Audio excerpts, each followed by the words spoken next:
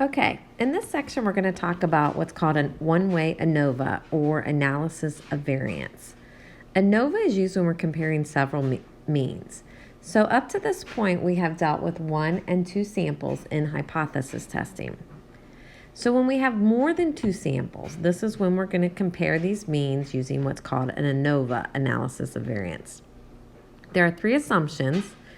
Each of the groups is obtained from a population with a normal distribution.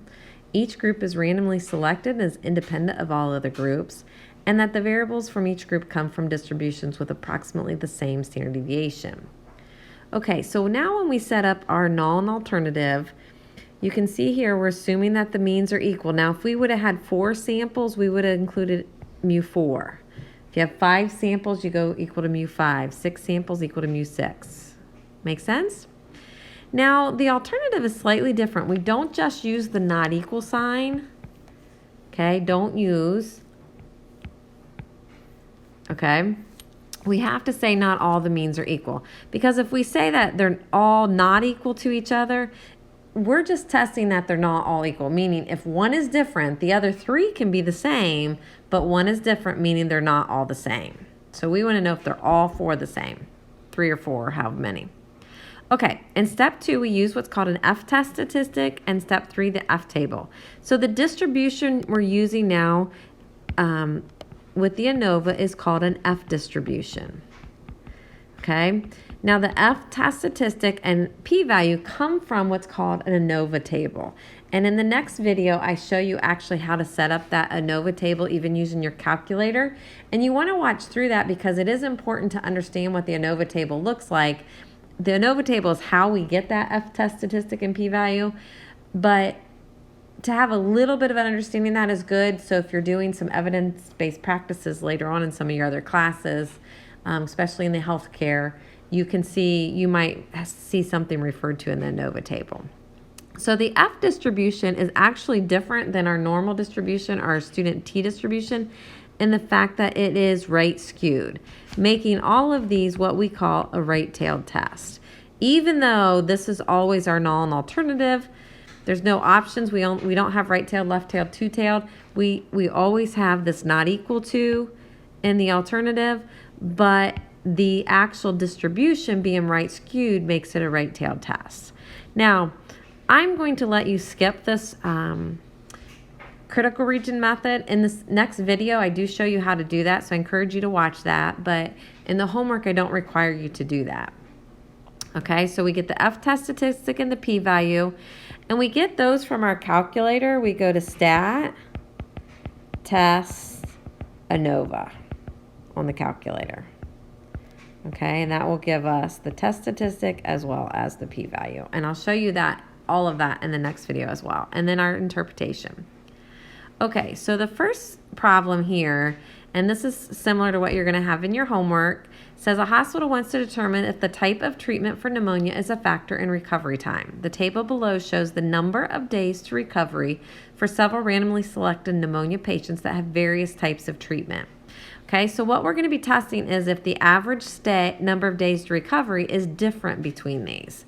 So the null is going to be assuming that the average days to recovery is equal for each treatment type. So because we have 3 samples, we have mu1 equals mu2 equals mu3, and then the alternative is always going to be not all the means are equal, or at least 2 of the means are not equal. I'm going to use at least 2 of the means are not equal. Okay? Okay. Step 2 is getting our F-test statistic. So what we're going to do is put these lists in column L1, L2, and L3 on your calculator by going to stat,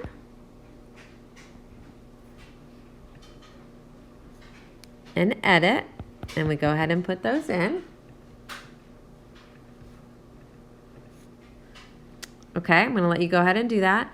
And then to get our F-test statistic, we're going to go to stat, over to tests, Now you can scroll all the way down or go up to the ANOVA, and I show you this all in detail on the next video. But I'm going to go ahead and show you we get 4.07 for this test statistic. We're going to skip step 3, and step 4 is going to be our p-value, which is 0.0307. I forgot to show you an alpha here. Let's say alpha is 0.05. Okay. So we're going to reject our statement here. We're going to reject the null if the p-value is less than or equal to 0.05. So our question is 0.0307 less than or equal to 0.05? Yes, it is. So we're going to reject the null. Don't just write reject. Make sure you write reject the null. So at the 5% level of significance,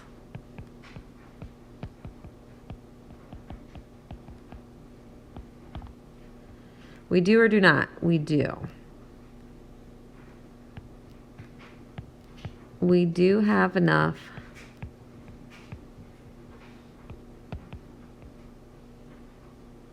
statistical evidence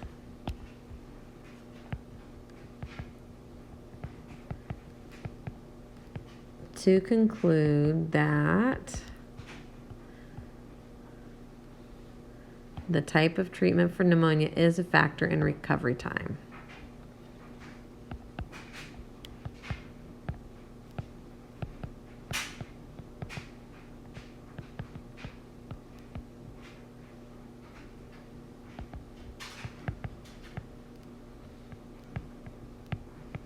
Okay.